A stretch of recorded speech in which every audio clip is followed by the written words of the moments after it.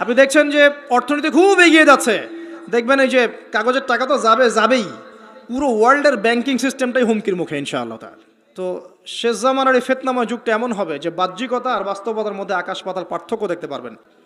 এটাই সেই যুগ যখন নবী সাল্লাল্লাহু আলাইহি ওয়াসাল্লাম বলছেন শেষ জামানায় সত্যবাদী মানুষদেরকে বলা হবে মিথ্যাবাদী, আর মিথ্যাবাদী সবগুলোকে বলা হবে সত্যবাদী।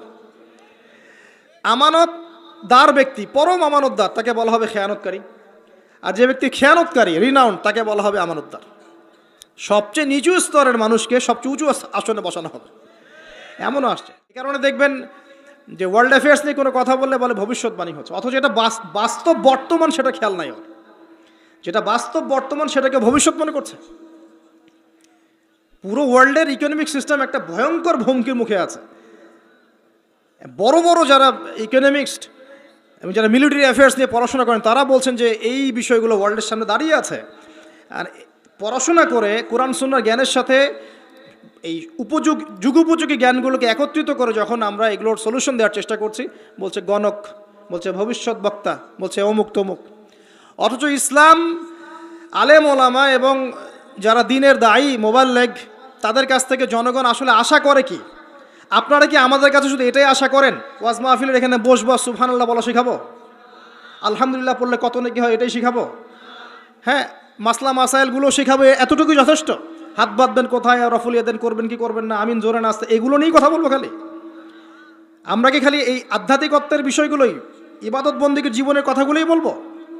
ইসলামে কি ইকোনমিক কোনো সেকশন নাই? ইসলামে কি পলিটিক্স নাই? ইসলামে কি জিও পলিটিক্স নাই? ইসলামে কি অন্য অন্য ফিলোসফিক্যাল থটসগুলো নাই? তাহলে যুগ এবং জিজ্ঞাসার সমাধান আপনারা আমাদের কাছে আশা করেন কি করেন না?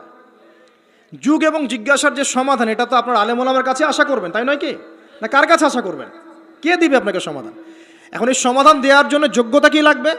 আপনাকে খিদির হতে হবে, খিদির আলাইহিস সালামের মতো দূরদর্শিতা সম্পন্ন হতে হবে। কিভাবে হবেন? ওই যে আল্লাহ পাক বলছেন আমি তাকে রহমত বা দয়া দিয়েছি। আগে দয়ালু হতে শেখেন, আগে মনের হিংসা দূর করেন, মনটা পবিত্র করেন। আগে পবিত্র হচ্ছে না, টেনশনের কিছু নাই। আল্লাহওয়ালা কোনো মানুষের কাছে আসেন, এসে পড়ে থাকেন, পবিত্র হয়ে যাবেন ইনশাআল্লাহ। আল্লাহওয়ালা যে মানুষরা আছেন, আল্লাহর মারিফতওয়ালা মানুষরা, তাদের কাছে সোহবতে গিয়ে পড়ে থাকেন 5 দিন 7 দিন 1 মাস 40 দিন, ইনশাআল্লাহ দেখবেন আপনি অনেক কিছুই শিখবেন। সব কিছু বইপত্র পড়ে শেখা যায় না, সব কিছু বইপত্র পড়ে আর এই সার্টিফিকেটস অর্জন করে সব শেখা যায় না। কেন শেখা যায় না? আল্লাহ পাক বলছেন আতাইনাহু রাহমাতাম মিন ইনদিনা ওয়া আল্লামনাহু মিন লাদুন্না ইলমা। এই হচ্ছে পয়েন্ট। আল্লাহ বলছেন আমি খিদিরকে আমার পক্ষ থেকে জ্ঞান শিখিয়েছি। কার পক্ষ থেকে? আমি আবার বলছি ওয়া আল্লামনাহু মিন লাদুন্না ইলমা, আমি খিদির আলাইহিস সালামকে আমার পক্ষ থেকে জ্ঞান শিখিয়েছি। আল্লাহর পক্ষ থেকে তার কাছে জ্ঞান ছিল। খিদির আলাইহিস সালাম কয়টা ডিগ্রি অর্জন করেছেন? কয়টা সার্টিফিকেট?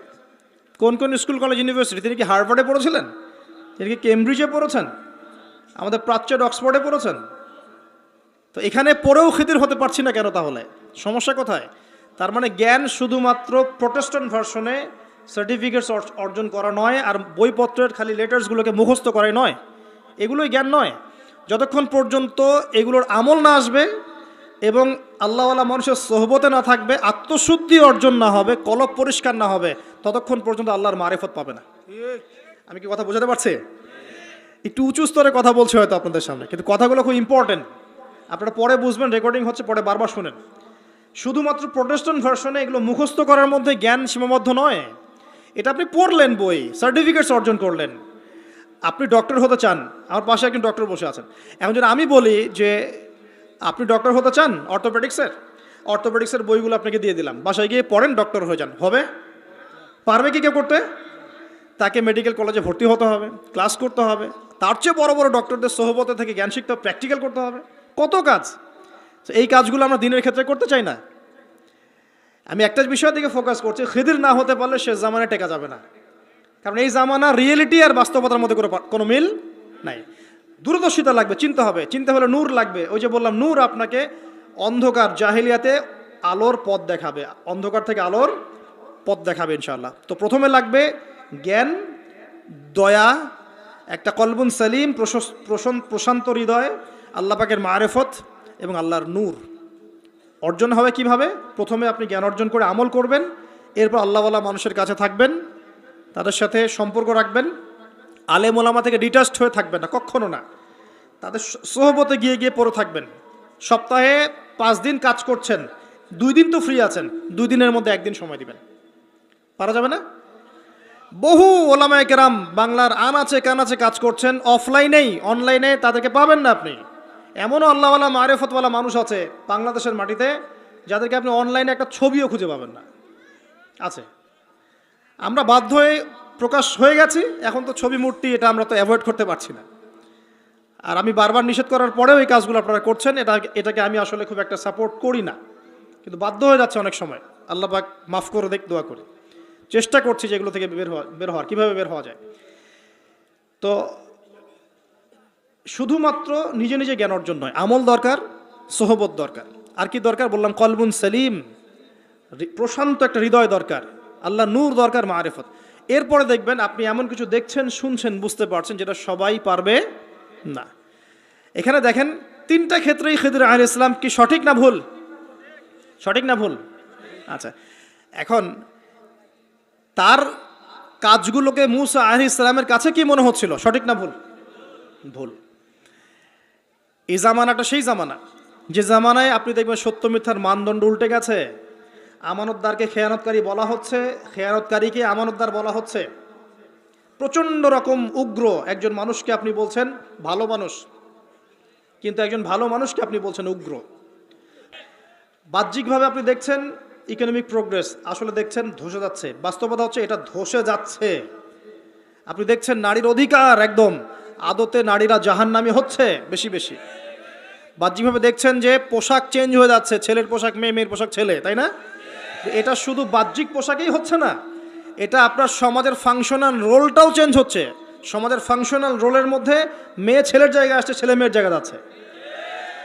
ভিতর থেকে দেখা শেখেন আপনি, ভিতর থেকে দেখা শেখেন। দেখছি আমরা উম্মার জন্য অনেক কিছু করে ফেলছি, কিন্তু আদতে আমরা এখনও ঐক্যবদ্ধই হতে পারছি না। আমরা সবাই মিলে একটা জায়গায় আসতেই পারছি না এখনো। ছোটোখাটো বিষয়গুলোকে নিয়ে অনলাইন অফলাইন গরম করে রেখে দিচ্ছে একেবারে, তাই না? অথচ বাস্তবতা হচ্ছে দিন দিন মানুষ খ্রিস্টান হচ্ছে, দিন দিন মানুষ কাদিয়ানি হচ্ছে, দিন দিন মানুষ শিয়া হয়ে যাচ্ছে, উম্মার ঐক্য বিনষ্ট হচ্ছে। মিডিয়া, প্রযুক্তি, ফাইন্যান্স সব পশ্চিমারা নিয়ে নিচ্ছে। আমরাই বসে বসে এভাবেই আছি, আপোষে ইখতিলাফ। এগুলো টোটালি টাইম ওয়েস্ট করা। আর কি বলবো, এগুলো থেকে দূরে থাকতে গিয়েও পারা যাচ্ছে না, মানুষ জোর করে টেনে নিয়ে আসছে এখানে। দূরে থাকতে গিয়েও পারা যাচ্ছে না, মানুষ জোর করে টেনে নিয়ে আসছে এখানে। সকল অবস্থায় প্রশংসা একমাত্র কার জন্যে? আল্লাহ পাকের জন্যে। আল্লাহ পাক সূরা ইব্রাহিমের মধ্যে বলেছেন, লা ইন শাকারতুম লা আযীদান্নাকুম, তোমরা যদি আমার শুকরিয়া আদায় করো তবে আমি তোমাদের প্রতি আমার নিয়ামত বাড়িয়ে দিব ইনশাআল্লাহ। ওয়া লা ইন কাফারতুম ইন্না আযাবি লাশাদীদ, আর তোমরা যদি আমার প্রতি অকৃতজ্ঞ হও, শুকরিয়া আদায় না করো, তাহলে জেনে রেখো যে আমার আযাব বড়ই কঠিন। আমরা চিন্তা করি যে আল্লাহ পাক গফুর রহিম, কিন্তু ভুলে যাই যে আল্লাহ রাব্বুল আলামিন শাদীদুল ইকাব বটে। আল্লাহ পাক শুধু পরম করুণাময় অসীম দয়ালুই নন, তিনি কিন্তু একই সাথে কঠোর শাস্তিদাতাও বটে। ইন্না বাতশা রাব্বিকা লাশাদীদ, সূরা বুরুজের মধ্যে আছে না? ইন্না বাতশা রাব্বিকা লাশাদীদ, আল্লাহ পাকের আযাব, শাস্তি, পাকড়াও বড়ই কঠিন। ইন্নাহু হুয়া ইউবদিউ ওয়া ইউঈদ ওয়া হুয়াল গফুরুল ওয়াদুদ, আল্লাহ পাকের পাকড়াও কঠিন, আবার আল্লাহ পাক তার পরেই বলছেন ওয়া হুয়াল গফুরুল ওয়াদুদ, তিনি পরম করুণাময় এবং প্রেমময়। সাউন্ডটা একটু ক্লিয়ার করতে বলেন। তো আমরা যেটা শিখলাম প্রথমেই, যে আল্লাহ রাব্বুল আলামিন আমাদেরকে যে হালেই রাখুক না কেন, আমরা যে অবস্থাতেই থাকি, সর্বাবস্থায় সমস্ত প্রশংসা কার জন্যে? তো আবারও বলেন আলহামদুলিল্লাহ, আলহামদুলিল্লাহ। এরপর আমরা দরুদ পাঠ করেছি। নবী সাল্লাল্লাহু আলাইহি ওয়াসাল্লাম বলেছেন, কেউ যদি তার প্রতি একবার দরুদ পাঠ করে, আল্লাহ রাব্বুল আলামিন তার উপর 10 বার রহমত বর্ষণ করবেন ইনশাআল্লাহ তাআলা। তার আমল নামা থেকে 10টা পাপ মুছে দেওয়া হবে, 10টা নেকি লিখে দেওয়া হবে, এবং তার মর্যাদা আল্লাহ পাক আরও 10 গুণ বৃদ্ধি করে দিবেন ইনশাআল্লাহ তাআলা। যারা টেনশন ফ্রি লাইফ লিড করতে চায়, দুশ্চিন্তা মুক্ত সুস্থ সুন্দর জীবন চায়, তাদের উচিত বেশি বেশি দরুদ শরীফ পড়া। কি পড়া? কারণ কি জানেন? কারণ যখন আল্লাহর কোনো বান্দা মুহাম্মদ সাল্লাল্লাহু আলাইহি ওয়াসাল্লামের উম্মত, মুসলিম মুমিন ব্যক্তি, সে যখন নবী সাল্লাল্লাহু আলাইহি ওয়াসাল্লামের প্রতি দরুদ এবং সালাম পেশ করে, তখন এই দরুদ এবং সালামগুলো সংগ্রহ করার জন্যে আল্লাহ রাব্বুল আলামিনের স্পেশাল কিছু ফেরেশতা আছেন। কি আছেন? ফেরেশতা আছেন। এই মালায়েকা বা সম্মানিত ফেরেশতাগণ সেই দরুদগুলোকে সংগ্রহ করে, সালামগুলোকে সংগ্রহ করে নবী সাল্লাল্লাহু আলাইহি ওয়াসাল্লামের রওজা বা কবরে পৌঁছে দেন এবং নবী সাল্লাল্লাহু আলাইহি ওয়াসাল্লাম এর উত্তর দিয়ে থাকেন। তো সালামের অর্থ কি? আসসালামু আলাইকুম অর্থ কি? আপনার উপর বা আপনাদের উপরে শান্তি বর্ষিত হোক। যখন আপনি বলছেন ওয়া আলাইকুমুস সালাম, এর অর্থ কি? আপনার উপরেও শান্তি বর্ষিত হোক। তো নবী সাল্লাল্লাহু আলাইহি ওয়াসাল্লাম যখন কোনো ব্যক্তির সালামের জবাবে সালামের উত্তর দিবেন, তখন সেই ব্যক্তির জীবনে শান্তি আসবে না? তার দোয়া পাওয়া গেল না? এজন্য একজন সাহাবীর বাসায় নবী সাল্লাল্লাহু আলাইহি ওয়াসাল্লাম গিয়েছেন, গিয়ে বাহির থেকে ডাকছেন এবং সালাম দিচ্ছেন। তো সেই সাহাবী শুনতে পেরেছেন কিন্তু চুপ করে আছেন। তার ছেলে এসে বলছেন, হে আমার বাবা, আল্লাহর নবী সাল্লাল্লাহু আলাইহি ওয়াসাল্লাম সালাম দিচ্ছেন, আপনি জবাব দিচ্ছেন না কেন? বের হচ্ছেন না কেন? তিনি বলছেন, তিনি 2 বার সালাম দিয়েছেন, আরেকবার সালাম দেওয়ার আগেই আমি বের হব ইনশাআল্লাহ। তবে তার সালাম যত বেশি আসতে থাকবে আমার ঘরে তত শান্তি বরকত বেশি হবে। তো এটা হচ্ছে পরকালীন ব্যবসা আর কি, পরকালীন বুদ্ধিদীপ্ত সিদ্ধান্ত। নবী সাল্লাল্লাহু আলাইহি ওয়াসাল্লামের ব্যাপারে আমরা কথা বলার আগে আরও কিছু ফেজ পার করে যাব ইনশাআল্লাহ। তার আগে আরেকটা হাদিস শুনিয়ে দেই। নবী সাল্লাল্লাহু আলাইহি ওয়াসাল্লাম একদিন মসজিদ নববীর মিম্বরের উপরে আছেন। প্রথম ধাপে তিনি বলেছেন আমিন, দ্বিতীয় ধাপে উঠে বলছেন আমিন, এবং তৃতীয় ধাপে উঠে বলছেন আমিন। সাহাবায়ে কেরাম জিজ্ঞাসা করছেন রাদিয়াল্লাহু আনহুম আজমাইন, যে হে আল্লাহর রাসূল সাল্লাল্লাহু আলাইহি ওয়াসাল্লাম, এভাবে তো কখনো আপনাকে আমিন বলতে শুনিনি। তখন নবীজি বলছেন, যখন আমি প্রথম ধাপে ছিলাম তখন জিবরাইল আলাইহিস সালাম এসে আমাকে বলছেন যে ধ্বংস হোক সেই ব্যক্তি, ধ্বংস হোক সেই ব্যক্তি যে ব্যক্তি তার পিতা মাতাকে পেয়েছে বা বৃদ্ধ পিতা মাতাকে পেয়েছে, দুজনকে বা দুজনের একজনকে পেয়েছে, তাদের খেদমত করে জান্নাত লাভ করতে পারে নাই, সে ব্যক্তি ধ্বংস হোক। তখন নবীজি বলেছেন আমিন। আমি কি বুঝতে পারছি? আমাদের বাসায় কি পিতামাতা আছে? পিতামাতার খেদমতের মধ্য দিয়ে জান্নাত অর্জন করার চেষ্টা করুন, আল্লাহ পাক তৌফিক দান করুন। আবার অনেক সময় বিপরীত চিত্রও দেখা যায় যে অনেক পিতামাতা সন্ততিদেরকে দ্বীন ইসলাম পালনে বাধা প্রদান করছেন। দাড়ি রাখলে বাধা দিচ্ছেন, টাকনুর উপর কাপড় পরলে বাধা দিচ্ছেন, নামাজ ধরলে, কোরআন তেলাওয়াত করলে, আল্লাহর পথে সময় দিলে, আল্লাহর পথে মেহনত করলে বাধা প্রদান করছেন। এটাও কিন্তু ঠিক হচ্ছে না। এর ফল আপনাকেই পরবর্তী জীবনে ভোগ করতে হবে। আমাদের প্রত্যেক পরিবারের ছেলেরা যেন এভাবে গড়ে ওঠে যে বাবা মারা গেলে জানাজার নামাজটা যেন পড়তে পারে, আল্লাহ তৌফিক দান করুন। দ্বিতীয় সিঁড়িতে নবী সাল্লাল্লাহু আলাইহি ওয়াসাল্লাম তখন বলছেন আমিন। কেন বলছেন? বিকজ জিবরাইল আলাইহিস সালাম এসে বলছেন যে সেই ব্যক্তি ধ্বংস হোক যে ব্যক্তি রমজান মাসকে পেয়েছে কিন্তু রমজান মাসকে পেয়েও নিজের গুনাহ মাফ করাতে পারে নাই, সে ব্যক্তি ধ্বংস হয়ে যাক। নবীজি বলেছেন কি? আমিন। তার মানে আমাদের আসন্ন যে রমাদান আছে, এই তো মার্চ মাসেই রমাদান চলে আসবে ইনশাআল্লাহ, আর সময় খুব দ্রুত চলে যাবে, কারণ এটা শেষ জামানা চলছে। বছর যাবে কিসের মতো? মাসের মতো। মাস যাবে সপ্তাহের মতো, সপ্তাহ যাবে দিনের মতো। এই যে আজকে জুমার দিন, এই গত জুমায় আর এই জুমার মধ্যে সময়ের খুব বেশি পার্থক্য পেয়েছেন? সময় সংকীর্ণ হচ্ছে, অর্থ হচ্ছে সময়ের বরকত উঠে যাচ্ছে। কি উঠে যাচ্ছে? বরকত। এই যে ঢাকায় আমরা দেখি যে মানুষ মেটেরিয়ালিজম জীবনযাপন করে, সবাই মেটেরিয়ালিস্টিক, বস্তুবাদী। তো ছোটাছুটি খালি সকাল থেকে রাত পর্যন্ত শুধু ছোটাছুটি। তাদের মধ্যে অল্প কিছু মানুষ পরকালীন স্বার্থে ছোটে, বেশিরভাগ মানুষই দুনিয়ার স্বার্থে ছোটে আর কি। তো দুনিয়ার স্বার্থে ছোটা মানুষগুলোকে আল্লাহ পাক রাস্তার মাঝখানে ট্রাফিক জ্যামে বসিয়ে রেখে দেন। দুনিয়ার জন্য ছুটছিস, ছুট এখন।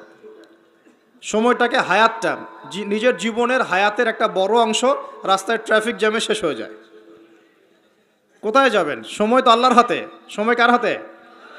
আল্লাহর হাতে। আল্লাহ পাক যেভাবে ইচ্ছা সময়কে আবর্তিত করবেন। সময়ের বরকত উঠে যাওয়া অর্থ কি? সময়ের বরকত নষ্ট হয়ে যাওয়ার অর্থ হচ্ছে আমরা আমাদের 50-60 বছর হায়াতে সেই কাজগুলো করতে পারছি না যেই কাজগুলো সাহাবায়ে কেরাম রাদিয়াল্লাহু আনহুম 30-40 বছরে করে ফেলেছেন। মুয়াজ বিন জাবাল রাদিয়াল্লাহু আনহু নাম শুনেছেন? 39 কি 40 বছর, কোনো বর্ণনায় 36 বছর তিনি বেঁচে ছিলেন। তিনি 36 বছরে ইসলামের জন্য যা করেছেন, আমরা কি 100 বছরে সেটা করতে পেরেছি? সম্ভব? সময়ের বরকত উঠে যাচ্ছে। তো এই যে রমাদান বলছিলাম, খুব তাড়াতাড়ি দেখবেন রমাদান চলে এসেছে। আর রমাদান মাসের সবচাইতে গুরুত্বপূর্ণ বিষয়টা হচ্ছে আল কোরআন নাজিল হওয়া। কি নাজিল হওয়া? শাহরু রমাদান আল্লাযী উনজিলা ফীহিল কোরআন। রমাদান সেই মাস যেই মাসে কি নাজিল হয়েছে? কোরআন। ইন্না আনজালনাহু ফি লাইলাতুল কদর। লাইলাতুল কদরে আমি কোরআন নাজিল করেছি। আর কদরের রাত কোন মাসে? কদরের রাত কোন মাসে? রমাদান মাসে। শেষের দশকের বিজোড় রাতগুলোর মধ্যে যে কোনো একটা রাতে কি হবে? লাইলাতুল কদর হবে ইনশাআল্লাহ। তো এই কদরের রাতে কোরআন নাজিল হয়েছে, মানে হচ্ছে রমাদান মাসে কোরআন নাজিল হয়েছে। তো রমাদান মাসের সবচেয়ে শ্রেষ্ঠ উপহারটা কি? কোরআন। তো রমাদান মাস আসার আগেই কোরআনুল কারীম তেলাওয়াত করা শিখে নেবেন ইনশাআল্লাহ। ওয়াদা করছেন? যারা পারেন আলহামদুলিল্লাহ, যারা পারেন না রমাদান আসার আগেই কোরআন তেলাওয়াত শিখতে হবে। আল্লাহ তৌফিক দান করুন। এবং যারা তো আমরা পড়তে পারি, আমাদের উচিত হবে প্রত্যেক দিন এক পারা করে তেলাওয়াত করা। কতটুকু? বাধ্যতামূলক নয়, কিন্তু প্রত্যেক দিন এক পারা করে তেলাওয়াত করলে আপনি এক মাসে এক খতম দিতে পারবেন ইনশাআল্লাহ। এতে করে প্রত্যেক মাসে কোরআনের সাথে আপনার একটা ঘনিষ্ঠ সম্পর্ক থাকবে। প্রত্যেক দিন নির্ধারিত সময়ে কোরআনের সাথে আপনার ঘনিষ্ঠ একটা সম্পর্ক থাকবে ইনশাআল্লাহ। আর কোরআনের সাথে যার ঘনিষ্ঠ সম্পর্ক থাকবে ইনশাআল্লাহ, তার কলবের মধ্যে আল্লাহর পক্ষ থেকে নূর বা আলো আসবে। কি আসবে? আচ্ছা, এটা আবার কি সেটা পরে বোঝাচ্ছি। এতটুকু বলে দেই, নূর বা আলো সেই জিনিস যা থাকলে আপনি আল্লাহর মাআরিফত পাবেন। কি পাবেন? আল্লাহর পরিচয়, আল্লাহর মাআরিফত পাবেন, আধ্যাত্মিকত্ব অর্জিত হবে ইনশাআল্লাহ তাআলা। এবং আপনি জাহেলিয়াতের অন্ধকারে এমন কিছু দেখবেন যেটা সবাই দেখতে পারবে না, এমন কিছু শুনবেন যা সবাই শুনবে না, এমন কিছু উপলব্ধি করবেন যেটা সবাই করবে না। প্রশ্ন হচ্ছে, এটাও কি সম্ভব যে সবাই কিছু দেখবে না, শুনবে না, উপলব্ধি করবে না, কিন্তু আপনি পারবেন? উত্তর জানতে হলে আমাদেরকে আজকের নির্ধারিত টপিকে যেতে হবে। সেই টপিকটা স্টার্ট করছি আমি এখান থেকে। নবী মূসা আলাইহিস সালাম এবং খিদির আলাইহিস সালামের একটা জ্ঞানতাত্ত্বিক, এটাকে আমরা কি বলবো, এনকাউন্টার। মানে এনকাউন্টার মানে কি? হ্যাঁ, আচ্ছা, জ্ঞানতাত্ত্বিক এনকাউন্টার কেন বললাম? নবী মূসা আলাইহিস সালাম একদিন এমনই একটা জনসমাবেশে বা খুতবায় বক্তব্য দিচ্ছিলেন। একজন দাঁড়িয়ে বললেন, হে মূসা আলাইহিস সালাম, আপনি খুব চমৎকার বক্তব্য দিয়েছেন, আপনি খুব চমৎকার বক্তব্য দিয়েছেন, একটু মনোযোগ দেন আমার দিকে। নবী মূসা আলাইহিস সালামকে তিনি প্রশ্ন করছেন যে আপনার চাইতেও কি কোনো জ্ঞানী মানুষ পৃথিবীতে আছে? নবী মূসা আলাইহিস সালাম বলছেন যে আমার জানা মতে নাই, কারণ আমার কাছেই আল্লাহর ওহী আসছে, আর আল্লাহর ওহী যার কাছে আসবে সেই নিঃসন্দেহে জ্ঞানী মানুষ, তাই নয় কি? আল্লাহর ওহীর চাইতে কি জ্ঞানের কোনো বিকল্প উচ্চতর কোনো উৎস আছে নাকি? কোরআন এবং সুন্নাহ এর বাইরে কি জ্ঞানের এর চেয়েও বড় কোনো উৎস আছে নাকি? আছে? কোরআন এবং সুন্নাহ মিলে ইসলাম, আর ইসলাম একটা কমপ্লিট কোড অফ লাইফ, পরিপূর্ণতা আছে এখানে। এটাকে হক বলা হয়, সত্য বলা হয়। আর আল্লাহ পাক সূরা কাহফের 29 নম্বর আয়াতে বলেছেন, ওয়াকুলিল হাক্কু মির রাব্বিকুম, হক বা সত্য সেটাই যেটা তোমার রবের পক্ষ থেকে কি হয়? নাজিল হয়। তাহলে হক বা সত্য কোনটা? আমার সাথে কথা বলেন। সত্য মিথ্যা, ন্যায় অন্যায়, হক বাতিলের চূড়ান্ত মানদণ্ড কোনটা? মানুষের জ্ঞান না আল্লাহর ওহী? কথা কি বুঝতে পারছেন? একটু মনোযোগ দিতে হবে, কারণ আমি গতানুগতিক তো আপনাকে সুর করে কিছু বলতে পারবো না, এটা আমার দ্বারা হয় না, পারি না। আর একটু মনোযোগ রাখতে হবে এই কারণে যে একটা ফেজ মিস করে ফেললে আপনি পরে লিঙ্ক আপ করতে পারবেন না। তো হক মানে সত্য মিথ্যা ন্যায় অন্যায়, এর চূড়ান্ত মানদণ্ডটা কি? মানুষের মস্তিষ্ক প্রসূত কোনো দর্শন, সায়েন্স, আপনার মানুষের মানব রচিত কোনো বিধান, নাকি মানুষের মন গড়া কোনো ফিলসফি ইত্যাদি, মানে যুক্তি, বিজ্ঞান, দর্শন, ফিলোসফিক্যাল থটস, এগুলোর উপরে সত্য মিথ্যার চূড়ান্ত মানদণ্ডটা কি? উত্তরটা কি? সূরা কাহফের কত নম্বর আয়াতে আছে? 29 নম্বর আয়াত। আল্লাহ পাক বলছেন ওয়াকুলিল হাক্কু মির রাব্বিকুম, হক সত্য ন্যায় অন্যায়ের চূড়ান্ত মানদণ্ড তোমার রবের পক্ষ থেকে কি হয়? নাজিল হয়। তো তাওরাত নাজিল হয়েছিল না রবের পক্ষ থেকে? তাহলে তাওরাত ছিল ওই সময়ের হক, ছিল না হক? আচ্ছা, জাবুর কার পক্ষ থেকে নাজিল হয়েছে? আল্লাহর পক্ষ থেকে। জাবুর ছিল ওই সময়কার হক। জাবুর কার উপর নাজিল হয়েছিল? কার উপর? দাউদ আলাইহিস সালাম। তাওরাত কার উপরে? তাওরাত নবী মুসা আলাইহিস সালাম, যার ব্যাপারে কথা বলা শুরু করেছি। তো মুসা আলাইহিস সালাম বলছেন আমার কাছে তো আল্লাহর পক্ষ থেকে ওহী আসে, তার মানে তিনিই সবচেয়ে জ্ঞানী মানুষ হবেন, স্বাভাবিক, তাই নয় কি? আচ্ছা, ইনজিল কার উপর নাজিল হয়েছে? নবী ঈসা আলাইহিস সালাম। মারা গেছেন না বেঁচে আছেন? আচ্ছা, আবারও আসবেন পৃথিবীতে? এক শ্রেণীর মানুষ বিশ্বাস করে তিনি মারা গেছেন, আর এক শ্রেণীর মানুষ বিশ্বাস করে তিনি আল্লাহর সন্তান ছিলেন, নাউজুবিল্লাহ। এবং তাদের সংখ্যাও কিন্তু প্রায় 500-700 কোটি। ঠিক আছে? এই যে আমরা বলি যে বেশিরভাগ মানুষ যা বলবে সেটাই সত্য, তাই না? মেজরিটি শুড বি গ্রান্টেড, আমরা একটা কথা বলি না? তো এই যে বেশিরভাগ মানুষ বলছে ঈসা আলাইহিস সালাম আল্লাহর সন্তান, নাউজুবিল্লাহ, এখন আপনি কি বিশ্বাস করবেন? ব্যাস, আর কোনো যুক্তির দরকার আছে? এই তো প্রমাণ হয়ে গেল যে বেশিরভাগ মানুষ যা বলবে তা সবসময় সত্য হয় না। কখন সত্য হয়? যখন সেটা কোরআন এবং সুন্নাহর বা আল্লাহর বিধানের আলোকে হবে, তখন ইনশাআল্লাহ তাআলা সত্য হবে। যদি বেশিরভাগ মানুষ বলেন আপনারা যে সুদ হারাম, সত্য না মিথ্যা? বেশিরভাগ মানুষ যদি বলেন মদ হারাম, সত্য না মিথ্যা? বেশিরভাগ মানুষ যদি বলেন আপনারা যে পর্দাটা ভালো, আল্লাহর বিধান ফরজিয়াত, সত্য হবে না মিথ্যা হবে? এখন যদি বেশিরভাগ মানুষ বলে মদ হালাল, জেনা হালাল, ফ্রি মিক্সিং হালাল, গার্লফ্রেন্ড বয়ফ্রেন্ড এই প্রেম করাটা হালাল, তারপরে যে পর্নোগ্রাফি হালাল, আপনার এই যে রিবা বা সুদ হালাল, সুদ তো এখন হালালই নয়, বরং সুদ তো এখন ফরজ ওয়াজিব হয়ে গেছে আমাদের উপরে, নাকি? এটা ছাড়া মানুষ চলতে পারে নাকি? এই পুরো সুদভিত্তিক একটা দেশ না, সুদভিত্তিক বিশ্ব কায়েম করেছে একটা মানে কি বলবো, একটা গোত্র, একটা সভ্যতা, সুদভিত্তিক একটা বিশ্ব কায়েম করে ফেলেছে। এখন বিশ্বের কোনো কান্ট্রি সুদমুক্ত হতে পারবে না। বিশ্বের কোনো কান্ট্রি 100% এখন সুদমুক্ত হতে পারবেই না। শ্রীলঙ্কা দেউলিয়া হয়ে গেল কেন? কেন? One of the most important কারণ হচ্ছে রিবা। আমরা তো বলছি এখানে করাপশন ইত্যাদি, ওই মেগা প্রজেক্ট হাবিজাবি, এগুলো পরে। এর চেয়ে বড় কারণ হচ্ছে রিবা বা সুদ। এটা মানুষের রক্ত এবং শ্রম আর যে অর্থ সম্পদকে চুষে নিয়ে ফেলবে একেবারে। এ কারণে দেখবেন বিশ্বের একটা অংশ রিবার মধ্য দিয়ে অনেক ধনী হয়েছে, আর বাকি অংশগুলো কিন্তু আস্তে আস্তে পভার্টি এবং ডেস্টিটিউশনের মধ্যে গিয়েছে। রক্ত চুষে খাওয়া, এটা হলো গরিবের রক্ত সাক করা, চুষে খাওয়া। এ কারণেই হয়তোবা নবী সাল্লাল্লাহু আলাইহি ওয়াসাল্লাম যখন মেরাজের রাতে গিয়েছেন আল্লাহ পাকের সাথে সাক্ষাৎ করতে, তখন তাকে অনেক আযাব দেখানো হয়েছে না? এই আযাবগুলোর মধ্যে একটা আযাব তিনি দেখেছেন, কিছু মানুষকে রক্তের নদীতে ফেলে মাথা ফাটিয়ে দেওয়া হচ্ছে। কিসের নদী? রক্তের নদী, মাথা ফাটিয়ে দেওয়া হচ্ছে। মাথা যখন বিক্ষিপ্ত হয়ে যায়, পাথর দূরে চলে যায়, আবার পাথর ফেরেশতা নিয়ে আসতে গিয়ে মাথা আবার জোড়া লেগে যায়। রক্তের নদীতে সাঁতার কাটছে। নবী জিজ্ঞাসা করলেন সাল্লাল্লাহু আলাইহি ওয়াসাল্লাম, এরা কারা? অপরাধ কি ছিল? জিবরাইল আলাইহিস সালাম বলছেন, এরা হচ্ছে আপনার উম্মতের ওইসব ব্যক্তি যারা সুদখোর ছিল। রক্তের নদী কেন? কারণ মানুষের রক্ত চুষে এটা বড়লোক হয়েছে। আসুন, তো আমি একটা পয়েন্ট থেকে কথা বলা শুরু করেছি যে সত্য মিথ্যা ন্যায় অন্যায়ের চূড়ান্ত মানদণ্ড কি হবে? মানুষের জ্ঞান, সায়েন্স এবং যুক্তি, না আল্লাহর ওহী? কোনটা? হ্যাঁ, যদি মানুষের জ্ঞান, বিজ্ঞান এবং যুক্তি আল্লাহর ওহীর অনুকূলে হয়, সেটা অবশ্যই গ্রহণযোগ্য, তাই নয় কি? অবশ্যই গ্রহণযোগ্য। আর যদি মানুষের জ্ঞান, বিজ্ঞান এবং যুক্তি দর্শনগুলো কোরআন সুন্নাহ বা আল্লাহর ওহীর বিপরীতে চলে যায়, তখন কি আপনি সেটা গ্রহণ করবেন? গ্রহণ করবেন? আচ্ছা, মেজরিটি কখন গ্রান্টেড হবে? যখন সেটা কোরআন সুন্নাহর অনুকূলে হবে ইনশাআল্লাহ। প্রতিকূলে গেলে কি নেবেন? এই যে বেশিরভাগ মানুষ যদি বলে সুদ হালাল, নেবেন? মদ হালাল, জেনা হালাল, নেবেন? আচ্ছা, এই কনসেপ্টটাকে ক্লিয়ার করেন। এবার আসেন, মুসা আলাইহিস সালাম কি বলছেন? হ্যাঁ, আমি জ্ঞানী মানুষ। ও আচ্ছা, তৃতীয় সিঁড়িটা একটু শেষ করে নেই।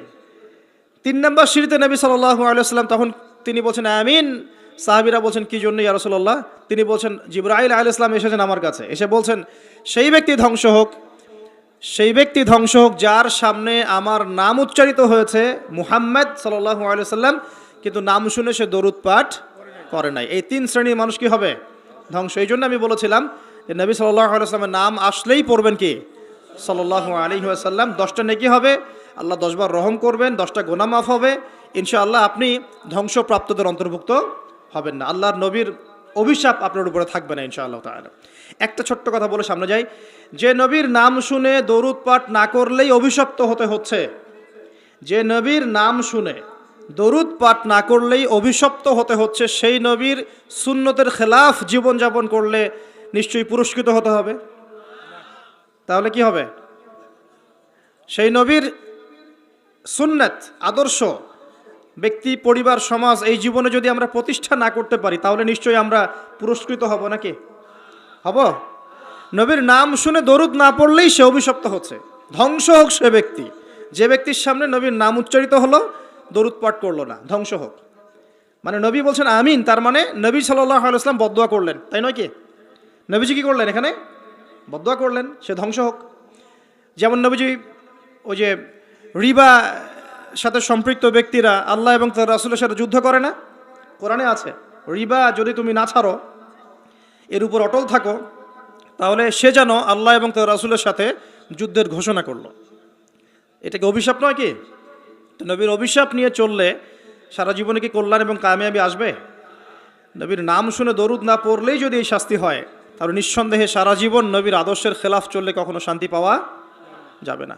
সিম্পল কথা, কি বুঝতে কঠিন মনে হচ্ছে? আচ্ছা, এবার এখানে চলে আসেন। মূসা আলাইহিস সালাম বলছেন হ্যাঁ আমি জ্ঞানী মানুষ। আল্লাহ পাক ধরলেন না, তুমি সবচেয়ে বেশি জ্ঞানী মানুষ নও। মূসা আলাইহিস সালামের উপরে কি নাজিল হয়েছিল? তাওরাত।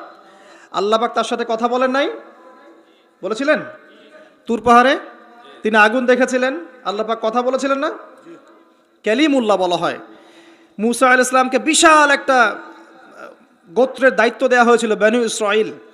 এবং কোরআন খুললে আপনি প্রত্যেকটা জায়গায় দেখবেন মুসা আর ফেরাউন, মুসা আর ফেরাউন, তাই নয় কি? এত বড় একজন জলিল এবং কাদের নবী, আল্লাহ পাক তাকে বলছেন না তুমি সবচেয়ে জ্ঞানী মানুষ নও। তিনি প্রশ্ন করছেন তাহলে কে সেই জ্ঞানী মানুষ? তিনি অস্থির হয়ে যাচ্ছেন। আল্লাহ আমি তার সাথে দেখা করতে চাই, I want to meet him, আমি তার সাথে দেখা করতে চাই। সে কোথায়? প্রয়োজনে তার সাথে দেখা করতে যদি আমাকে যুগ যুগ ধরে চলতে হয়, রাস্তায় হাঁটতে হয়, তাও হাঁটবো। কথা বুঝতে পারছেন? আল্লাহ পাক বললেন ঠিক আছে, মাজমাউল বাহরাইন, দুই সাগরের মিলনস্থল বলে একটা কথা আছে। মাজমাউল বাহরাইন, দুই সমুদ্র যেখানে মিলে গেছে, সেখানে তুমি আমার ওই বান্দাকে পাবে। তার নাম হচ্ছে খিদির। কি নাম? খিদির। খিদির মানে হচ্ছে শ্যামল বা সবুজ। একটা বর্ণন এসেছে খিদির আলাইহিস সালাম যেখানে বসতেন সেই জায়গাটা সবুজ হয়ে যেত। এখন এই ব্যাখ্যাটা বাহ্যিকভাবে হতে পারে, এটা ইন্টারপ্রিটেশনও করা যেতে পারে। আল্লাহ ভালো জানেন কোনটা ব্যাখ্যা সঠিক। বাহ্যিকভাবেই সব সবুজ হয়ে যেত, নাকি তার জ্ঞানের আলোতে অজ্ঞতা দূর হয়ে সব সবুজ হতো, আল্লাহ ভালো জানেন। তো ব্যাখ্যার একটা সুযোগ আছে। তো তিনি সেখানে গেলেন, তার সাথে একজন সঙ্গীকে নিয়েছেন, তার নাম হচ্ছে ইউশা বিন নুন, একজন যুবক, তরুণ যুবক। তারা দুজন পথ চলছেন। চলতে চলতে চলতে চলতে তারা একটা জায়গায় গিয়ে পথটা ভুল করলেন। একটা জায়গার কথা বলে দেয়া ছিল, এই জায়গায় গেলে তোমার থলির মধ্যে যে মাছ আছে, মাছ, মৃত একটা মাছ, এটা জীবিত হয়ে সমুদ্রে লাফ দিবে। যখনই লাফ দিবে ওই জায়গায় তুমি তাকে পাবে। কাকে পাবে? খিদির আলাইহিস সালামকে। তো তিনি সেখান থেকে একটু দূরে চলে গিয়েছিলেন। এই যে পথ তিনি ভুল করলেন কিছু দূর, এটা সূরা কাহফের মধ্যে আছে শেষের দিকে। আমি প্রত্যেকটা লাইন বাই লাইন পড়লে এখানে 12টা বাজবে আর কি, 12টা বাজবে। তো তিনি পথ ভুল করলেন। যেই পথ ভুল করলেন তিনি ক্লান্ত হয়ে গেলেন, ক্লান্ত হয়ে বসে পড়লেন এবং সেই সাথীকে বলছেন খাবার কিছু আছে, নাস্তা কিছু আছে, নিয়ে আসো। এখান থেকে আমি একটা দলিল দিই আপনাকে ছোট্ট করে। সবার মাথায় সব কিছু আসবে না, আর আমি যে ব্যাখ্যাটা দিচ্ছি এটা সঠিক হলে আল্লাহর পক্ষ থেকে, ভুল হলে আমার পক্ষ থেকে। যদি মনে হয় আপনার কাছে এটা সঠিক তাহলে আপনি গ্রহণ করবেন, যদি আপনার কাছে মনে হয় যে না ভুল, তখন ছেড়ে দিয়েন, কোনো সমস্যা নেই। আমি আমার মত গ্রহণ করতে কাউকে কখনোই এনফোর্স করি না। তো যখন তিনি ক্লান্ত হয়ে পড়েছেন তখন তিনি পথ ভুল করেছিলেন। আমি ফিল করছি জিনিসটা এভাবে যে জীবনে চলার পথে আমাদের গন্তব্য যদি ঠিক না থাকে তাহলে আমরা খুব সহজেই ক্লান্ত হয়ে পড়বো। আর আমার কথা কি বুঝতে পারছেন? জীবনে চলার পথে আমাদের গন্তব্য যদি ঠিক না হয় আমরা খুব সহজেই ক্লান্ত হয়ে পড়ব। আমাদের গন্তব্য কি? এই গন্তব্য যদি ঠিক না থাকে, যাদের গন্তব্য দুনিয়া, যাদের গন্তব্য বাড়ি গাড়ি, স্ট্যাটাস, প্রতিপত্তি, পলিটিক্যাল পাওয়ার, যাদের গন্তব্য হচ্ছে জাস্ট দুনিয়ার মোহ, তারা খুব সহজেই ক্লান্ত হয়ে পড়বেন। কিন্তু আল্লাহর পথে যারা পথযাত্রী, যাদের গন্তব্য জান্নাত, তারা কখনো ক্লান্ত হয় না। কখনো ক্লান্ত হয়? দেখবেন শেষ বয়সে বৃদ্ধ হয়ে গেছে আলেম, বৃদ্ধ হয়ে গেছেন মুহাদ্দিস, মুফাসসির, এখনও দেখবেন যে সিংহের মতো বক্তব্য দিচ্ছে, দেখেন না?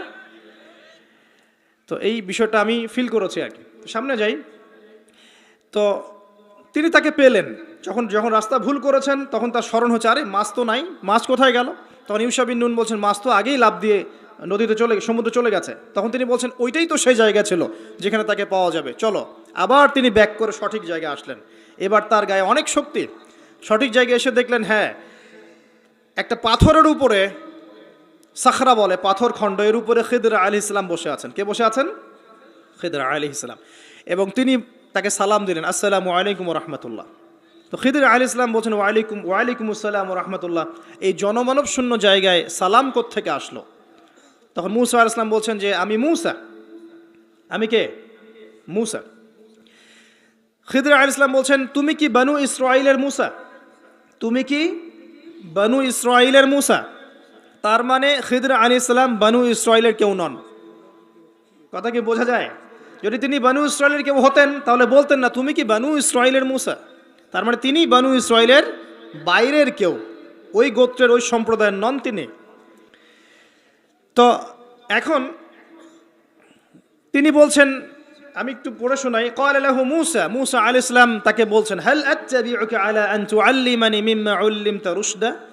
মূসা আলাইহিস সালাম তাকে বলছেন, হে খিদর আলাইহিস সালাম, আমি কি আপনার অনুসরণ করতে পারি এই শর্তে যে আল্লাহ আপনাকে যা শিক্ষা দিয়েছেন সেখান থেকে আমাকে কিছু শেখাবেন?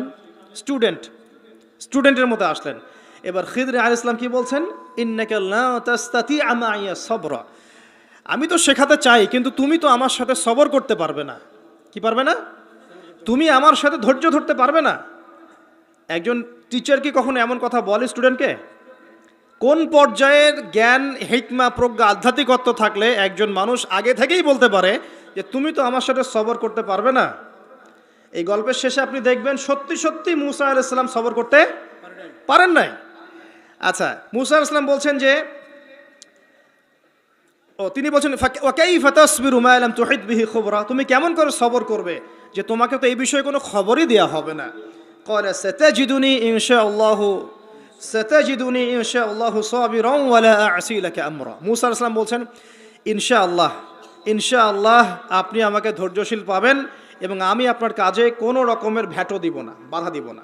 আপনি করেন যা ইচ্ছা, আমি আপনার কাজে কোনো বাধা দিব না। আচ্ছা, এবার তারা চলতে লাগলেন। ওকে, তিনি বললেন, ক্বালা ফাইনিত্তাবা'তানি ফালা তাসআলনি আন শাই। খিদর আলাইহিস সালাম বলছেন, তুমি যদি আমাকে ফলো করতেই চাও তাহলে আমাকে কোনো প্রশ্ন করতে পারবে না।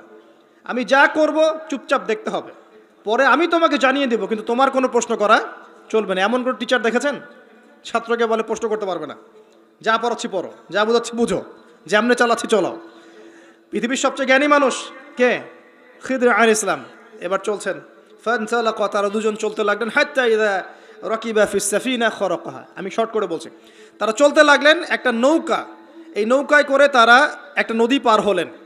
এই নৌকার যে মাঝি বিনা পারিশ্রমিকেই তাদেরকে পার করালো। কিনারায় যাওয়ার আগেই খিদর আলাইহিস সালাম নৌকার তলদেশটা ফুটা করে ফেললেন। কাজটা কি ঠিক হলো? বিনামূল্যে একজন আমাকে সার্ভিস দিল এবং খিদর আলাইহিস সালাম তার তলদেশ ফুটা করে ফেললেন। মূসা আলাইহিস সালাম এবার দেখে বলছেন যে, আপনি এটা কি করলেন? লাকাদ জি'তা শাইআন ইমরা, আপনি একটা জঘন্য কাজ করে ফেললেন। যারা আমাদের এত উপকার করলো আপনি তার তলদেশ ফুটা করে ফেললেন। এবার খিদর আলাইহিস সালাম বলছেন, আমি তো বলেছিলাম, আলাম আকুল লাক, আমি তোমাকে কি বলি নাই, ইন্নাকা লা তাস্তাতিআ মাইয়া সাবরা, তুমি আমার সাথে সবর করতে পারবে না? এবার মূসা আলাইহিস সালাম বলছেন যে, ঠিক আছে, লা তুআখিযনি বিমা নাসিত ওয়া লা তুরহিকনি মিন আমরি উসরা, আমি যেটা ভুলে গিয়েছিলাম এই বিষয়ে আমাকে আর পাকড়াও করেন না, এরপর থেকে আমি আর কোনো সমস্যা করব না ইনশাআল্লাহ। ঠিক আছে। আবার তারা চললেন। চলতে পথে এবার একটা বালকের দেখা, ছোট্ট। ফানতালাকা হাত্তা ইযা লাকিয়া গুলামান ফাকাতালাহ। এবার তারা চলতে গিয়ে একটা গোলাম, মানে কি ছোট বালককে গোলাম বলে না? জান্নাতে গিলমান থাকবে না, ছোট ছোট বাচ্চারা, গোলাম, তাকে ডেকে নিয়ে এসে খিদর আলাইহিস সালাম হত্যা করে ফেললেন, একদম জবাই। এটা কি হলো? এটা তো নৌকা ফুটা করাকেই তিনি চ্যালেঞ্জ করলেন, এবার তো বাচ্চাকে জবাই করে ফেলেছে। এবার তিনি বলছেন যে সুবহানাল্লাহ, ক্বালা ক্বালা আকাতালতা নাফসান যাকিয়াতান বিগাইরি নাফস লাকাদ জি'তা শাইআন নুকরা। আপনি নিষ্পাপ পবিত্র একটা বাচ্চাকে এভাবে হত্যা করে ফেললেন, আপনি তো একটা জঘন্য অপরাধ করে ফেললেন। কে বলছেন এই কথা?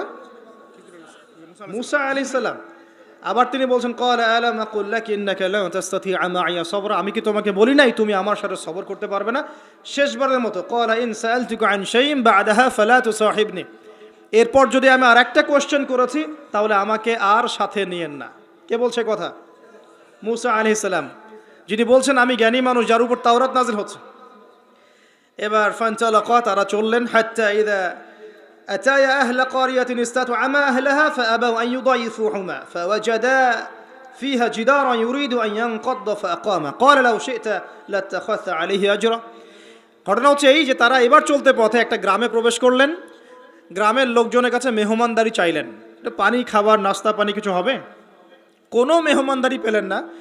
অনেকটা আমাদের দ্য সিটি অফ আখিরুজ্জামানের মতো আর কি, আমাদের হচ্ছে পশ্চিমা সভ্যতার যে বস্তুবাদী জীবন ব্যবস্থা, প্রতিবেশীকে খোঁজ নেওয়ার সময় নাই, ভিক্ষুক আসলে মাফ করো। আচ্ছা না, এখন কি মানুষের উপকার করতে খুব বেশি পছন্দ করে? সত্যি কথা বলেন দেখি, বেশিরভাগ মানুষই কি এখন মানুষের উপকার করতে পছন্দ করে? বরং বাসায় মেহমান আসলে মানুষ বিরক্ত হয়। বাসায় মেহমান আসলে কি হয়? মানুষ বিরক্ত হয়, মুখে না বললেও মনে মনে বিরক্ত হচ্ছে, কবে যাবে। বাসায় গেলে জিজ্ঞাসা করে খেয়ে আসছেন না, গিয়ে খাবেন, জিজ্ঞেস করে না? তো মানুষ কিন্তু এখন বস্তুবাদী। এই যে গ্রামটা ছিল এমনই হয়তো বা, সেই গ্রামের মানুষ খাবার দিচ্ছে না, সিম্পল একটা সৌজন্যবোধ যে খাবার পানিতে আপ্যায়ন করছে না। কিন্তু খিদর আলাইহিস সালাম দেখলেন ওই গ্রামের কোনো একটা বাসার একটা দেয়াল পড়ে গেছে, ধসে গেছে। এই দেয়ালটাকে তিনি নিজের হাতে পুরো নির্মাণ করে শক্ত একটা জায়গায় নিয়ে গেলেন। এটা দেখে মুসা আলাইহিস সালাম বলছেন, আপনি চাইলে কিছু আজর বা প্রতিদান নিতে পারতেন, কিছু পারিশ্রমিক নিতে পারতেন। মেহমানদারি করলো না, কিছু পারিশ্রমিক নিলে আমরা কিছু কিনে খেতে পারতাম। তো এবার খিদর আলাইহিস সালাম বলছেন, হাদা ফিরাকু বাইনি ওয়া বাইনাক, এই হলো তোমার আর আমার মাঝের ফিরাক, মানে বিচ্ছেদ। এরপরে তোমার সাথে আমার আর পথ চলা হলো না। আমাদের নবী মুহাম্মদ সাল্লাল্লাহু আলাইহি ওয়াসাল্লাম বলেছিলেন হাদিসের মধ্যে, যদি সেদিন মুসা আলাইহিস সালাম এভাবে কাউন্টার প্রশ্নগুলো না করতেন, অনেক জ্ঞান হয়তো শেখা যেত, কিন্তু এটা হলো না। প্রথমে যে বলেছেন খিদর আলাইহিস সালাম, ইন্নাকা লা তাসতাতি'আ মা'ইয়া সাবরা, তুমি আমার সাথে সবর করতে পারবে না, এটা কি ফলেছে না ফলে নাই? ফলেছে না ফলে নাই? আচ্ছা, এবার চলেন সামনে। তিনি বিচ্ছেদের আগে বলছেন, ঠিক আছে, যাওয়ার আগে আমি তোমাকে জানিয়ে দিব কি কারণে আমি এই কাজগুলো করেছি। এক নাম্বার, আমি যে নৌকাটা ফুটা করেছিলাম, আমি শর্ট করে বলছি, ওই নৌকা যদি ফুটা না করতাম তাহলে এই সমুদ্রের পিছনে একটা জলদস্যুদের দল ছিল, এরা ভালো ভালো নৌকাগুলোকে হাইজ্যাক করে, সিজ করে নেয়। এই নৌকা ফুটা আছে, এই নৌকা তারা নিবে না। বাহ্যিক চোখে মনে হচ্ছে যে আমি ওই ব্যক্তিদের ক্ষতি করেছি, কিন্তু আসলে আমি ওই ব্যক্তিদের কিন্তু উপকার করেছি প্রকৃত অর্থে। তুমি সেটা বুঝতে পারো নাই, কারণ তুমি বাইরের চোখ দিয়ে দেখেছো, আর আমি আল্লাহ পাকের মারেফত দিয়ে দেখেছি। কথা কি বুঝতে পারছেন? দ্বিতীয় যে বাচ্চাটাকে আমি খুন করেছি, বা খুন না, এটা খুন বলা ঠিক হবে না, হত্যা করেছি, সেই বাচ্চাটাকে আমি নিজের ইচ্ছায় হত্যা করি নাই, আল্লাহ পাকের আদেশে করেছি। কারণ এই বাচ্চা যদি বড় হতো তাহলে এই বিশ্বের বড় কাফেরদের একজন হতো। যদি ফেরাউনকে ছোটবেলায় কেউ হত্যা করতো তাহলে কি ফেরাউন বড় হতো? আচ্ছা, যাই হোক, যদিও এটা তাকদীর বা কদার, এটা আমি আল্লাহর আদেশে করেছি, আমি নিজের মন গড়া কোনো দর্শনে কাজটা করি নাই, আল্লাহর হুকুমে করেছি। তৃতীয় যে দেয়ালটা আমি নির্মাণ করেছিলাম, ওই বাড়িতে থাকে দুইজন এতিম বালক, যাদের পিতা এবং মাতা খুবই সৎ ছিল। কি ছিল? সৎ ছিল। এখানে একটা ছোট্ট কথা বলে দেই, আপনি আমি যদি পিতা মাতা হিসেবে সৎ হই, নেককার মুত্তাকি পরহেজগার হই, আমাদের বংশধরদের ভালো মন্দ দেখার দায়িত্ব আল্লাহ পাকের। এই যে খিদর আলাইহিস সালাম বহু বছর পর সেখানে এসেছেন, পিতামাতা অনেক আগেই মারা গেছেন, ওই খিদর আলাইহিস সালামের হাতে এতিম বালকের খেদমত আল্লাহ পাক করে দিলেন। বুঝতে পারছেন কথা? তো এতিম দুই বালকের এই দেয়াল ছিল, এই দেয়ালের নিচে ওই দুই এতিম বালকের পৈতৃক রেখে যাওয়া কিছু সম্পত্তি আছে মাটির নিচে। যদি দেয়াল নির্মাণ না করতাম, মানুষ ওই সম্পদ নিয়ে চলে যেত। এখন দেয়াল দিয়ে আমি এটাকে শক্ত করে দিয়েছি, এরা যখন বড় হবে তখন সেই সম্পদ পাবে। তো বাহ্যিকভাবে তোমার কাছে মনে হয়েছে আমি বিনা পারিশ্রমিকে অহেতুক একটা কাজ করছি, কিন্তু সত্যিকার অর্থে আল্লাহর হুকুমে আমি সেটা দেখেছি যা তুমি দেখতে পারো নাই, আমি সেটা বুঝেছি যা তুমি বুঝতে পারো নাই। এরপরে তাদের বিচ্ছেদ হয়ে যায়। আমি আপনাকে একটু দেখাই যে এখানে দেখুন, তিনটা ক্ষেত্রেই মূসা আলাইহিস সালাম বাহ্যিকতাকে প্রাধান্য দিয়েছেন, কিন্তু খিদর আলাইহিস সালাম ইন্টারনাল আইজ বা আমরা যেটাকে বলি ইন্টারনাল অবজারভেশন, এটাকে প্রাধান্য দিয়েছেন। আপনি আর আমি যদি খিদর আলাইহিস সালামের মতো মুত্তাকি, পরহেজগার, জ্ঞানী, নিরহংকারী এবং বিনয়ী হতে পারি, কোরআন এবং সুন্নাহর মানদণ্ড চর্চা করে ইখলাস ঠিক রেখে, নিয়াত ঠিক রেখে শুধুমাত্র আল্লাহ পাকের সন্তুষ্টির জন্যে আল্লাহর পথে দাওয়াতের কাজ, মেহনতের কাজ, দিনের প্রচার প্রসারের কাজ করতে পারি, ইনশাআল্লাহ তাআলা আপনার যদি হৃদয়টা কলবুন সালিম হয়, কলবের মধ্যে নূর থাকে, আল্লাহর মারিফত থাকে, ইনশাআল্লাহ আপনি এমন কিছু দেখবেন যা সবাই দেখবে না, আপনি এমন কিছু শুনবেন সবাই শুনবে না, আপনি এমন কিছু উপলব্ধি করবেন যা সবাই করতে পারছে না। এখানে তিনটা ক্ষেত্রেই খিদর আলাইহিস সালাম এমন কিছু দেখেছেন, বুঝেছেন যা মূসা আলাইহিস সালাম পারেন নাই। পৃথিবীর সবচেয়ে জ্ঞানী মানুষের এক্সাম্পল আপনাকে দিচ্ছি এখন। এই তিনটা ঘটনা আপনি কি বুঝলেন? বাহ্যিকতা আর রিয়েলিটি, মানে যেটা দেখা যাচ্ছে বাহ্যিক চোখ দিয়ে, আর রিয়েলিটি বাস্তবতা এক জিনিস না। এই তিনটা ক্ষেত্রেই বাহ্যিক চোখে যা দেখা যাচ্ছে রিয়েলিটি বাস্তবতা সেটা নয়। কথা ঠিক আছে? কথা কি বুঝতে পারছেন? বাহ্যিক চোখ দিয়ে যা দেখা যাচ্ছে রিয়েলিটি বাস্তবতা সেটা নয়। ইকোনমিক প্রোগ্রেস প্রোগ্রেস প্রোগ্রেস, ভিতরে সুদ দিয়ে মানুষকে ধসিয়ে দেওয়া হবে, হচ্ছে না? এখন দেখবেন হাইলি কনস্ট্রাক্টেড বিল্ডিংস, উঁচু উঁচু বিল্ডিংসের একদম প্রতিযোগিতা, কি প্রোগ্রেস, কিন্তু এখানে দেখবেন করাপশন, দুর্নীতি, মানুষের আত্মসাৎ, সম্পদ আত্মসাৎ, এবং নগ্ন পদে রাখাল শ্রেণীর মানুষরা উঁচু উঁচু বিল্ডিং নির্মাণ করছে সুদ দিয়ে এবং দুর্নীতির মাধ্যমে। এটাও কিয়ামতের একটা আলামত। এখানে আপনি দেখবেন নারীরা এগিয়ে যাচ্ছে, মাশাআল্লাহ, একদম ছুটছে দুরন্ত বেগে উন্নতি, অগ্রগতি, প্রোগ্রেসের দিকে। বাস্তবিক অর্থ হচ্ছে ওরা ছুটছে জাহান্নামের দিকে। দেখবেন ফেমিনিস্ট রেভলিউশন দিয়ে একদম মেয়েদের অধিকার আদায় করে একদম মুখের ফেনা তুলে ফেলেছে। বাস্তবতা হচ্ছে একটা মেয়ের রাস্তাঘাটে ধর্ষণ হচ্ছে, ইজ্জতের কোনো গ্যারান্টি নাই। এবং এই কারণেই এই বর্তমান বিশ্বের বাস্তবতা আর বাহ্যিকতার মধ্যে আদতে কোনো মিল নাই। যা দেখছেন মিথ্যা, যা দেখছেন সব সত্য নয়, বেশিরভাগই মিথ্যা। দেখছেন নারীর অধিকার আন্দোলন, প্রোগ্রেস, আসলে নারীর সম্মানের কোনো এখানে কোনো গ্যারান্টি নাই। নারীকে পণ্য বানিয়ে ফেলা হচ্ছে, পণ্য। তার দেহের প্রদর্শনী দিয়ে কোটি কোটি টাকার ডলারের ব্যবসা করা হচ্ছে। আপনি দেখছেন যে অর্থনীতি খুব এগিয়ে যাচ্ছে, দেখবেন এই যে কাগজের টাকা তো যাবেই, পুরো ওয়ার্ল্ডের ব্যাংকিং সিস্টেমটাই হুমকির মুখে। ইনশাআল্লাহ তাআলা বলবে, ভবিষ্যৎবাণী করছে গণক বক্তা, তুমি তো খিদির নাও, তুমি সেটা দেখবা কেমন করে? তুমি তো খিদির নাও, তুমি সেটা শুনবা কিভাবে? তোমার সেই শোনা বোঝার এখনো দক্ষতা, মারিফত অর্জিত হয় নাই। এই কারণেই তুমি মুআজ বিন জাবাল রাদিয়াল্লাহু আনহুর মাকবারার সামনে দাঁড়ালেও কোনো ঘ্রাণ পাবা না, হামজা রাদিয়াল্লাহু আনহুর মাকবারার সামনে দাঁড়ালেও কোনো ঘ্রাণ পাবা না তুমি, বিকজ তোমার ভিতরটা ইন্টারনালি করাপ্টেড। আগে নিজের হৃদয়টাকে, নফসটাকে পবিত্র করো। আল্লাহ পাক সবাইকে সব কিছু দেন না। ওই প্রশ্নে পরে যাই, এখানে শেষ করি।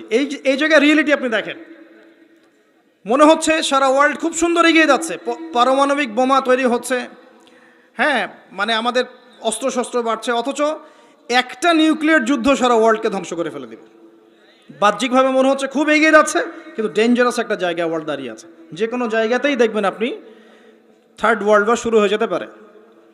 মানুষের অধিকারের নামে মানুষের অধিকার হরণ করা হচ্ছে, অধিকার প্রতিষ্ঠার নামে অধিকার হরণ করা হচ্ছে, নারী অধিকার প্রতিষ্ঠার নামে ওদেরকে পণ্য বানানো হয়েছে, ইকোনমিক প্রোগ্রেসের নামে সুদ খাওয়ানো হয়েছে।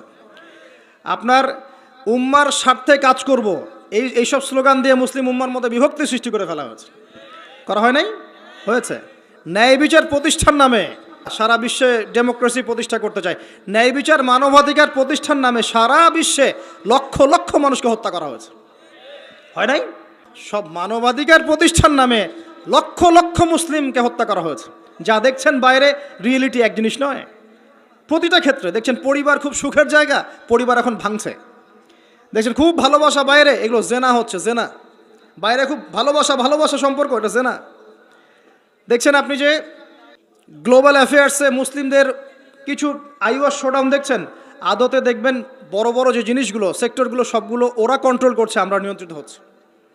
আপনার কাছে মনে হচ্ছে আপনি টেকনোলজি ইউজ করে খুব এগিয়ে যাচ্ছেন, বেশিরভাগ টেকনোলজি ওরা কন্ট্রোল করছে। আপনার প্রাইভেট লাইফে কী করেন সেটাও তারা জানে।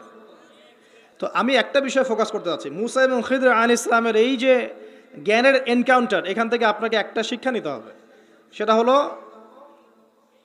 ফিতনাময় যুগে, ফিতনাময় বিশ্বে বাহিরে যা দেখা যায় আর বাস্তবতার মধ্যে আকাশ পাতাল পার্থক্য থাকতে পারে।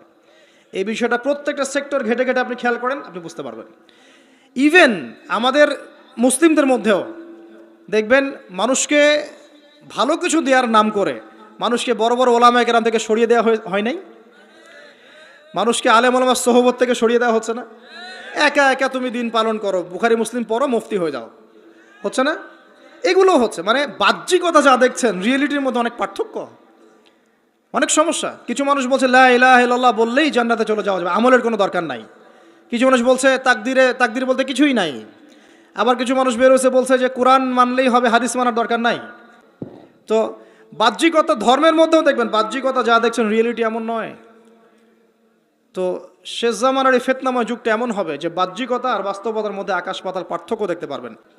এটাই সেই যুগ যখন নবী সাল্লাল্লাহু আলাইহি ওয়াসাল্লাম বলছেন শেষ জামানায় সত্যবাদী মানুষদেরকে বলা হবে মিথ্যাবাদী, আর মিথ্যাবাদী সবগুলোকে বলা হবে সত্যবাদী। আমানতদার ব্যক্তি, পরম আমানতদার, তাকে বলা হবে খেয়ানতকারী। আর যে ব্যক্তি খেয়ানতকারী, রিনাউন্ড, তাকে বলা হবে আমানতদার। সবচেয়ে নিচু স্তরের মানুষকে সবচেয়ে উঁচু আসনে বসানো হবে, এমনও আসছে। হাদিসগুলো খালি পড়েন, এবং এই যে একটা আপনাকে দর্শন দিয়ে গেলাম, খিদর আলাইহিস সালামের দৃষ্টিভঙ্গিটা অর্জন করেন, দেখবেন আপনি অনেক কিছুই বুঝতে পারছেন যেটা সবাই পারছে না। এটা বোঝার জন্য এখন কি লাগবে, এখান থেকে আমি একটু করণীয় বলে শেষ করে দিই, অনেক লম্বা হয়ে যাবে না হলে। দেখেন, খিদর আলাইহিস সালাম কিন্তু একদিনে একা একা হয়নি। প্রথমত আল্লাহ পাক তার সম্পর্কে কি বলেছেন একটা কথা বলে দিই। আল্লাহ পাক বলছেন যে তিনি আল্লাহর একজন বান্দা ছিলেন, ফাওয়াজাদা আবদান, তিনি আল্লাহর একজন বান্দা ছিলেন, মিন ইবাদিনা, আল্লাহর বহু বান্দাদের মধ্যে তিনি একজন আল্লাহর বান্দা ছিলেন। কে? খিদর আলাইহিস সালাম। আতাইনাহু রাহমাতাম মিন ইনদিনা, খিদর আলাইহিস সালামকে আমি আমার পক্ষ থেকে রহমত দিয়েছিলাম। আল্লাহর পক্ষ থেকে কি দিয়েছেন আল্লাহ পাক? রহমত, দয়া। আপনি দয়ালু না হতে পারলে, আপনি যদি দয়ালু না হতে পারেন, তাহলে আল্লাহর সেই মারিফত, নূর আর জ্ঞান পাবেন না। তো আগে মানুষের প্রতি, উম্মার প্রতি, সবার প্রতি দয়ালু হতে হবে। তো হ্যাঁ, সবাই আমার ভাই, সবাই আমার উম্মার অংশ, আমি সবার কল্যাণ চাই, কেউ আমার শত্রু নয়। একটা দয়ালু মনোভাব তো লাগবে আগে। নিজে আগে মনে করেন আমি হকের ডিলার, জান্নাতের ডিলার, তোমাদের লিজ লাগলে আসো নিয়ে যাও, তাহলে তো সমস্যা। মনের মধ্যে যদি হিংসার, বিদ্বেষ, পরশ্রীকাতরতার, অহংকারের এইসব বিষ বাষ্প পুষে রাখেন, তাহলে খিদির হবেন কিভাবে? নূর পাবেন কিভাবে? মারিফত অর্জন করবেন কিভাবে? আর হক বাতিল চিনবেনই বা কিভাবে? নিজে চিনবেন না, মানুষকে চেনাবেন কিভাবে? এই কারণে দেখবেন যে ওয়ার্ল্ড অ্যাফেয়ার্স নিয়ে কোনো কথা বললে বলে ভবিষ্যৎবাণী হচ্ছে, অথচ এটা বাস্তব বর্তমান, সেটা খেয়াল নাই ওর। যেটা বাস্তব বর্তমান সেটাকে ভবিষ্যৎ মনে করছে। পুরো ওয়ার্ল্ডের ইকোনমিক সিস্টেম একটা ভয়ঙ্কর হুমকির মুখে আছে। বড় বড় যারা ইকোনমিক্সট এবং যারা মিলিটারি অ্যাফেয়ার্স নিয়ে পড়াশোনা করেন, তারা বলছেন যে এই বিষয়গুলো ওয়ার্ল্ডের সামনে দাঁড়িয়ে আছে। আর পড়াশোনা করে কোরআন সুন্নাহর জ্ঞানের সাথে এই যুগোপযোগী জ্ঞানগুলোকে একত্রিত করে যখন আমরা এগুলোর সলিউশন দেওয়ার চেষ্টা করছি, বলছে গণক, বলছে ভবিষ্যৎ বক্তা, বলছে অমুক তমুক। অথচ ইসলাম, আলেম ওলামা এবং যারা দিনের দায়ী, মোবাল্লেগ, তাদের কাছ থেকে জনগণ আসলে আশা করে কি? আপনারা কি আমাদের কাছে শুধু এটাই আশা করেন ওয়াজ মাহফিলের এখানে বসবো, সুবহানাল্লাহ বলা শিখাবো, আলহামদুলিল্লাহ পড়লে কত নাকি হয় এটাই শিখাবো? হ্যাঁ, মাসলা মাসাইলগুলো শিখাবো, এতটুকুই যথেষ্ট? হাত বাঁধবেন কোথায়, রফুলিয়া দেন করবেন কি করবেন না, আমিন জোরে নাচতে, এগুলো নিয়েই কথা বলবো খালি? আমরা কি খালি এই আধ্যাত্মিকত্বের বিষয়গুলোই, ইবাদত বন্দিগির জীবনের কথাগুলোই বলবো? ইসলামে কি ইকোনমিক কোনো সেকশন নাই? ইসলামে কি পলিটিক্স নাই? ইসলামে কি জিও পলিটিক্স নাই? ইসলামে কি অন্য ফিলোসফিক্যাল থটসগুলো নাই?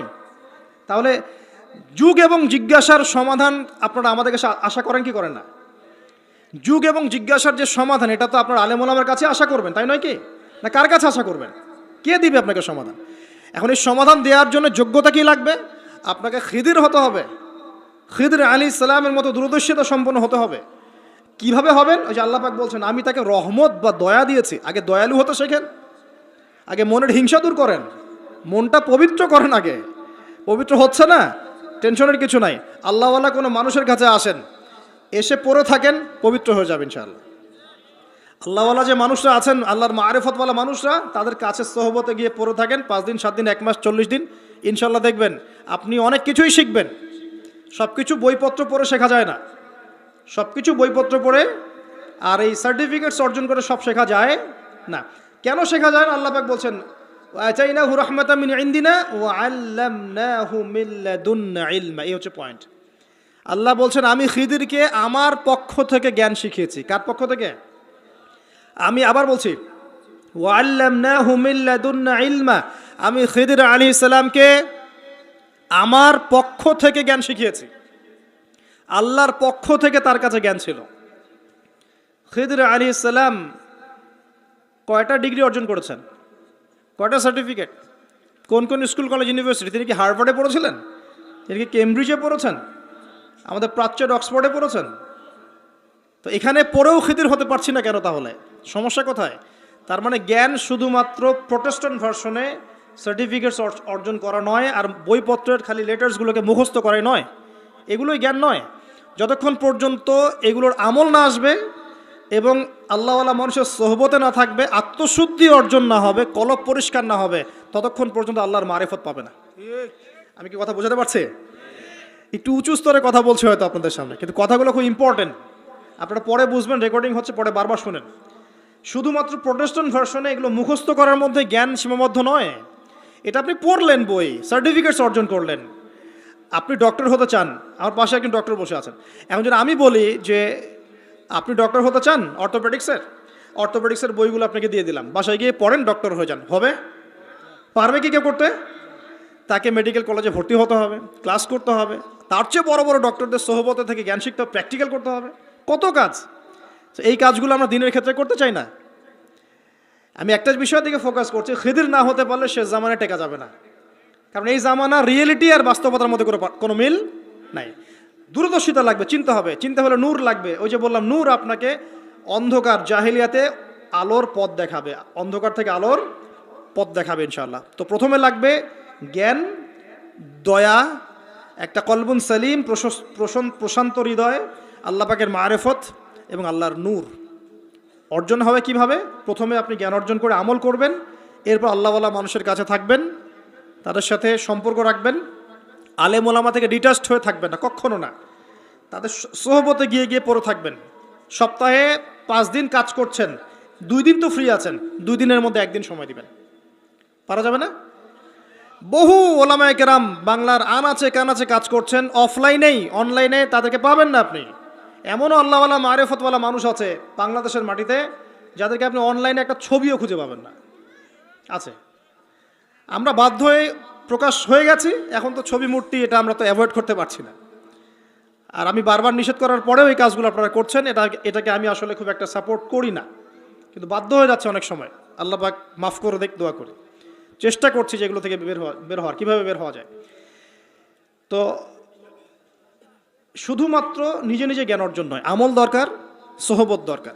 আর কি দরকার? বললাম কলবুন সালিম, প্রশান্ত একটা হৃদয় দরকার, আল্লাহ নূর দরকার, মারিফত।